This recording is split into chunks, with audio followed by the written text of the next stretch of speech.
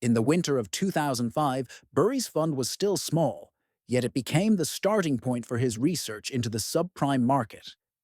At the time, Wall Street investment banks were frenziedly issuing subprime mortgage-backed securities, MBS. These products were structurally complex, with obscure terms and conditions, making it impossible for ordinary investors to see through the layers of packaging and understand the underlying risks.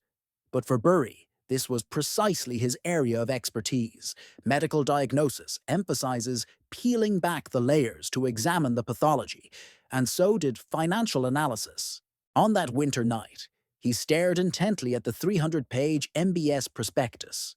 The pale glow of the basement light reflected his gaunt profile and empty eye socket as he used his toe to slowly move the mouse, scrutinizing every clause, line by line.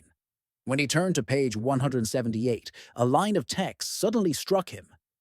No form of income verification is required for the borrower within 60 days after loan issuance. These words pierced Burry's core sensitivity like an icy needle. He understood the danger all too well. Loans without income verification were essentially lending money to people with no ability to repay. Once home prices stopped rising, borrower defaults would become inevitable. After these high-risk loans were packaged into securities, the risk was transferred to global investors, like a time bomb hidden beneath the facade of prosperity, waiting only for a fuse to be lit. Without a moment's hesitation, Burry opened his personal blog and, under the pen name Value Investing Doctor, wrote a lengthy essay analyzing the fatal flaws of the subprime market. He didn't use fancy financial jargon, just a physician's straightforward logic to dissect the underlying risk of subprime loans. This is not market volatility, it's structural suicide.